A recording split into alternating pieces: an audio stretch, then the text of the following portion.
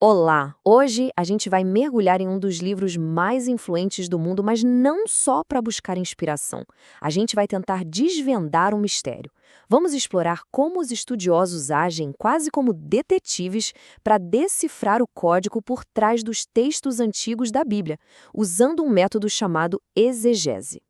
Ok, para começar, vamos direto para um enigma que está ali bem debaixo do nosso nariz, logo nas primeiras páginas da Bíblia. Quase todo mundo conhece a história da criação em 7 dias, certo? Mas e se, logo em seguida, existisse outra história da criação? E o mais bizarro, elas se contradizem. Vamos dar uma olhada na diferença. Na primeira história, lá em Gênesis 1, a ordem é bem clara. Primeiro as plantas, depois os animais e, por último, o homem e a mulher, criados juntos. Mas aí, quando a gente pula para Gênesis 2, a coisa toda vira de cabeça para baixo. Primeiro o homem, depois as plantas e os animais, e só então a mulher é criada a partir do homem. Duas versões, uma do lado da outra. Como assim? E olha, isso não é um caso isolado, não. O Pentateuco, que são os 5 primeiros livros da Bíblia, está recheado desses quebra-cabeças. A história do dilúvio, por exemplo, parece ter duas narrativas misturadas ali. Existem duas versões diferentes dos 10 mandamentos, e como a Bíblia de Jerusalém aponta, o sogro de Moisés é chamado por nomes diferentes, como Raguel e Jetro, dependendo do capítulo. Então a pergunta que não quer calar é: o que está acontecendo aqui? É para entender esses quebra-cabeças que os estudiosos entram em cena. E eles não se baseiam só na fé. Eles usam uma disciplina acadêmica super rigorosa, quase como uma ciência forense para textos antigos. É aqui que entra a tal da exegese bíblica. A exegese, que também é conhecida como método histórico-crítico, aborda a Bíblia não como um artefato sobrenatural sábia, mas como um documento humano. O objetivo é usar tudo que a gente tem, história, arqueologia, análise literária, para entender quem escreveu esses textos, quando, por quê e para quem. Agora, uma coisa super importante de entender é que exegese não é a mesma coisa que sair criticando a Bíblia no sentido de atacar o texto. Não tem nada a ver com julgar o valor moral ou religioso dela. Pelo contrário, é uma análise rigorosa para entender como o texto foi montado, do mesmo jeito que um historiador analisaria qualquer outro documento antigo. E quem é que usa esse método? A resposta pode surpreender muita gente. A exegese é uma ferramenta padrão para um grupo incrivelmente diverso de pessoas. A gente está falando de papas católicos, teólogos evangélicos, de estudiosos judeus, muçulmanos e até acadêmicos seculares. Todo mundo usa essas ferramentas para entender melhor os textos. Beleza, mas como é que você faz isso na prática? Vamos dar uma espiada no kit de ferramentas do Exegeta? Existem vários métodos principais que juntos funcionam como um verdadeiro trabalho de detetive textual. A primeira grande ferramenta é a crítica da fonte. A ideia central aqui é que muitos livros da Bíblia não foram escritos por uma única pessoa de uma vez só. Na verdade, eles são como uma colcha de retalhos costurados a partir de documentos mais antigos. O trabalho do crítico, então, é identificar essas fontes originais. A teoria mais famosa aqui é a tal da hipótese documental. Ela propõe que os 5 primeiros livros da Bíblia são um mosaico de 4 fontes principais, cada uma com seu estilo e sua teologia. A fonte J, ou Javista, descreve um Deus bem humano, que anda no jardim do Éden. Já a fonte P, a sacerdotal, retrata um Deus mais distante, cósmico, que cria pelo poder da palavra. A E, eloísta, foca em profetas. E a D é basicamente o livro de Deuteronômio, com sua ênfase na lei.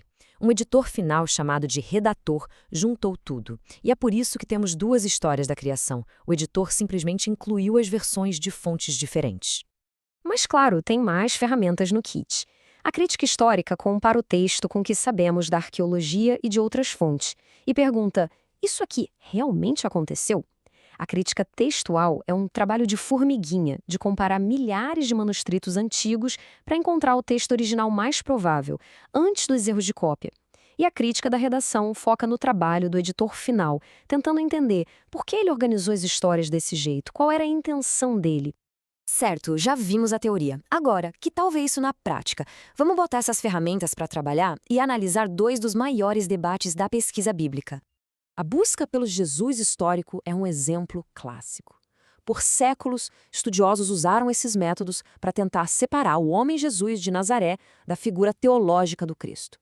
Começou lá com os racionalistas do século XVIII, evoluiu com o tempo e teve uma reviravolta gigantesca com a descoberta dos manuscritos do Mar Morto, que deram uma visão sem precedentes do judaísmo na época de Jesus. Já no Antigo Testamento, um debate super acalorado gira em torno da existência e do tamanho do reino de Davi e Salomão. De um lado, os maximalistas acreditam que o relato bíblico de um grande império é basicamente preciso. Do outro, os minimalistas argumentam que não há evidência arqueológica para um estado tão grande e que as histórias são, em grande parte, construções literárias feitas bem depois.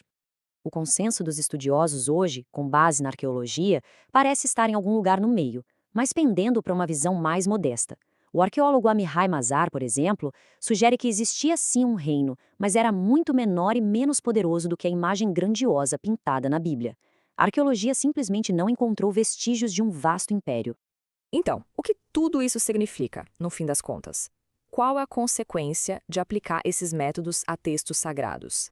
Bom, isso muda fundamentalmente a maneira como a gente lê e entende a Bíblia. Por muito tempo, esses métodos acadêmicos foram vistos com desconfiança pelas instituições religiosas. Mas aí aconteceu uma virada de chave. Em 1943, a Igreja Católica deu um passo monumental. O Papa Pio XII publicou uma encíclica que reconhecia formalmente a validade da exegese, incentivando os estudiosos a usarem a história para entender o contexto original dos escritores bíblicos. E os resultados dessa investigação de séculos são profundos. Este resumo mostra bem algumas das principais diferenças.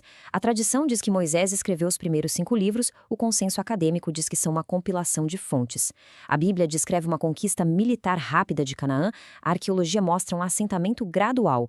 E, o mais incrível, que a cidade de Jericó nem sequer tinha muralhas na época em que supostamente teriam caído.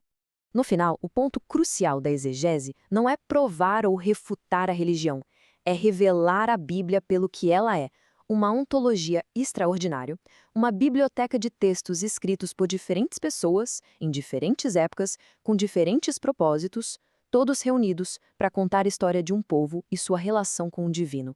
É uma obra profundamente humana. E isso nos deixa com uma pergunta para refletir. Se a Bíblia não é um livro único, ditado por uma única voz, mas uma biblioteca complexa, costurada por muitas vozes humanas ao longo de séculos, como isso muda o que ela significa hoje? O que se ganha ao entender as suas origens humanas?